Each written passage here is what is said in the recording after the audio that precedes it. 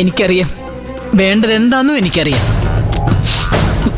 ശരി രവി, നീ ഇപ്പൊ പറഞ്ഞത് നാളെ മാറ്റി പറയുന്ന അവസ്ഥ ഉണ്ടാവാതിരിക്കട്ടെ.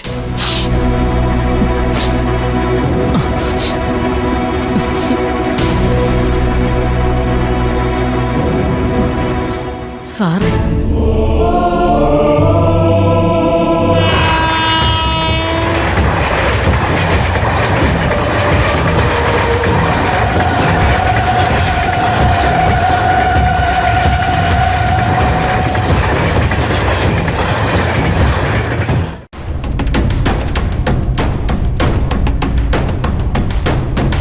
ഷോപ്പിന് അഡ്വാൻസ് കൊടുക്കുന്ന കാര്യം പറയാൻ ഞാൻ അച്ഛനെ വിളിച്ചിട്ട് കിട്ടിയില്ല.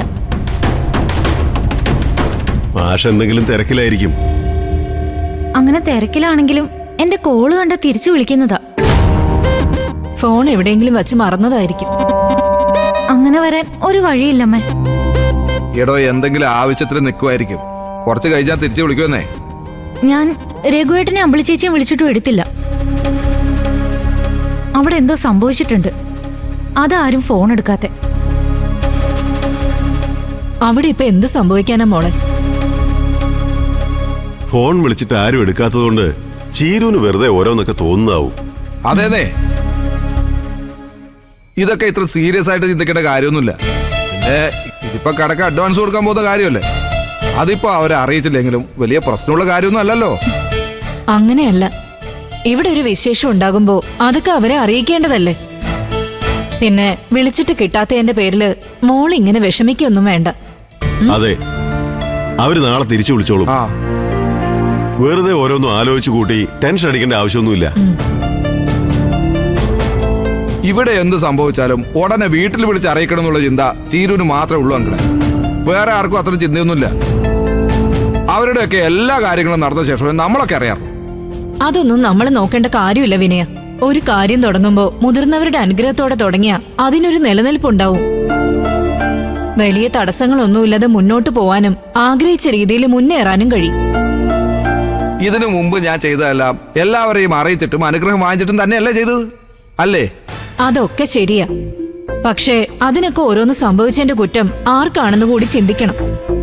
സ്വന്തം പ്രവൃത്തി ദോഷം കൊണ്ട് ഓരോന്ന് വരുത്തി വെച്ചിട്ട് അതിന് നമ്മൾ ആരെയും കുറ്റം പറഞ്ഞിട്ട് കാര്യമില്ല. അപ്പോ കഴിഞ്ഞതല്ല എന്റെ കുറ്റമായിരുന്നെന്നാണോ അമ്മ പറഞ്ഞു വരുന്നത്?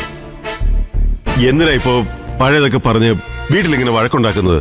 കഴിഞ്ഞത് കഴിഞ്ഞു. പഴയ കാര്യങ്ങൾ പറഞ്ഞുകൊണ്ട് ആർക്കും ഒരു പ്രയോജനം ഉണ്ടാകാൻ പോകുന്നില്ല. പക്ഷേ ഇനി അങ്ങനെയൊന്നും സംഭവിക്കാതെ നോക്കാലോ.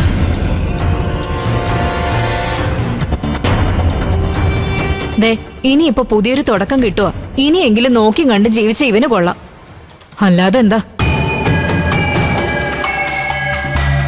ഇനിയും മുന്നോട്ട് ജീവിക്കേണ്ടത് ഇവര് തന്നെയല്ലേ? ആ, അത് ശരിയാ. അങ്ങനെ ജീവിക്കാൻ വേണ്ട കാര്യങ്ങൾ തന്നെയല്ലേ ഞാൻ ഈ ചെയ്തോണ്ടിരിക്കുന്നത്. അതെ, ആ ഒരു ചിന്ത എപ്പോഴും മനസ്സിലുണ്ടാവണമെന്നേ ഞാൻ പറഞ്ഞുള്ളൂ. അതൊക്കെ അവനുണ്ട്, അല്ലേ വിനയ?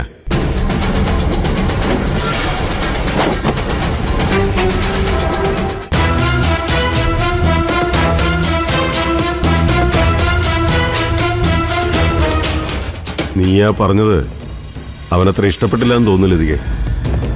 പറയാനുള്ളത് പിന്നെ പറയണ്ടേ ഏട്ടാ. ആ മോളെ, നീ അങ്ങോട്ട് ചെല്ല്. അല്ലെങ്കിൽ അവനിരുന്ന് ഓരോന്ന് ചിന്തിച്ചിട്ട് ഓരോന്നും ഉണ്ടാക്കും. പോയിക്കോ.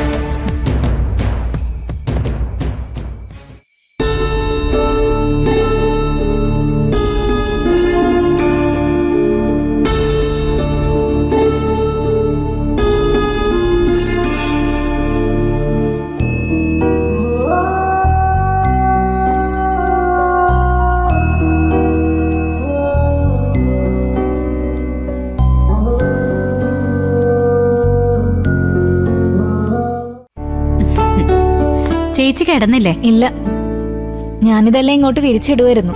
പുറത്ത് നല്ല മഴയല്ലേ. അല്ല, നീ ഫുഡ് കഴിച്ചില്ലേ? ഞാനേ വെള്ളം എടുക്കാൻ പോയതാ. ആ,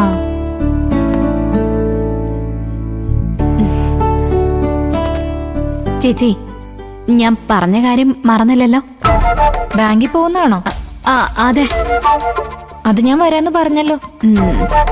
എന്നാ പിന്നെ നമുക്ക് നാളെ പോയാലോ? പോകാം. ഞാനേ ബാങ്കിൽ വിളിച്ചായിരുന്നു, എല്ലാം ഓക്കെയാ. നമ്മളങ്ങോട്ട് ചെന്നാ മാത്രം മതി. ആ ആ, പിന്നെ പോകുന്ന വഴി നമുക്ക് ഏതെങ്കിലും ഒരു സ്വർണ്ണക്കടയിലൊന്ന് കയറണം. എന്തു പറ്റി? വല്ലത് മാറ്റി വാങ്ങിക്കാനാണോ? അതൊന്നുമല്ല, ഞാനിന്ന് ആഭരണങ്ങൾ എടുത്തു നോക്കിയപ്പോഴേ അതിലൊരെണ്ണം പൊട്ടിയിരിക്കുന്നു. അതൊന്ന് വിളക്കണം. അത് കഴിഞ്ഞ് നമുക്ക് ലോക്കറി കൊണ്ടുവയ്ക്കാം. ആയിക്കോട്ടെ, നമുക്ക് അങ്ങനെ ചെയ്യാം. അപ്പോ നമ്മൾ നാളെ പോവും.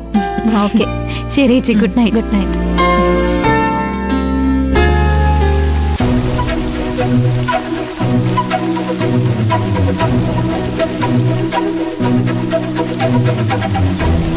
എന്താ ലച്ചു, ഉറങ്ങണ്ടേ? ഉറങ്ങാട്ടോ. ഇത് ഊരാ, ഇനി നാളെ ഇടാം കേട്ടോ. ഇല്ല, നാളെ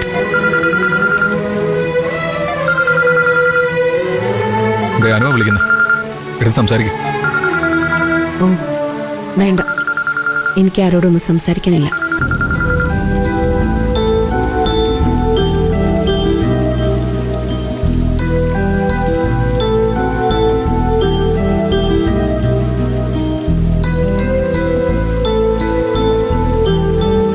അനുവും ചീരൊക്കെ എന്നെയും വിളിച്ചിരുന്നു, ഞാനും എടുത്തില്ല.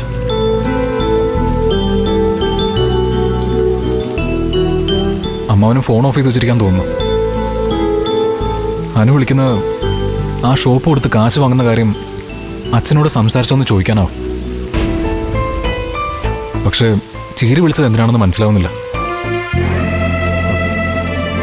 ഇനി ഇവിടെ നടന്ന കാര്യങ്ങളൊക്കെ എല്ലാവരും അറിഞ്ഞാണോ? അച്ഛൻ പറയാതെ അവരെങ്ങനെ അറിയാനാ? അതൊന്നും ആയിരിക്കില്ല. ചിലപ്പോ അനു നമുക്ക് പണം തരാന്ന് പറഞ്ഞ കാര്യം അവള് ചീരുവിന്റെ അടുത്ത് പറഞ്ഞു കാണും. അവരൊക്കെ ഇപ്പൊ ഒരു കമ്പനിയാണല്ലോ. രഘുവേട്ടന് ലോട്ടറി അടിച്ചല്ലോ എന്ന് പറയാൻ വിനയൻ ചീരുവിനെ കൊണ്ട് വിളിപ്പിക്കുന്നതാണെങ്കിലോ? നമുക്ക് എന്തായാലും ആ പണം ഇനി വേണ്ട രഘുവേട്ട. അതെന്നല്ല, ഒരാളുടെ ഔദാര്യം നമുക്കിനി വേണ്ട. അച്ഛൻ തരുന്ന ഈ വീടിന്റെ പാതി ഷെയർ മാത്രം മതി. നീ നന്നായി ആലോചിച്ചിട്ട് തന്നെയാണോ അമ്പിളി പറയുന്നത്? ഇതുവരെ ആർക്കും നമ്മളെ സഹായിക്കാൻ പറ്റാതിരുന്നത് നമ്മുടെ കൂടി സമയദോഷം കൊണ്ടാ.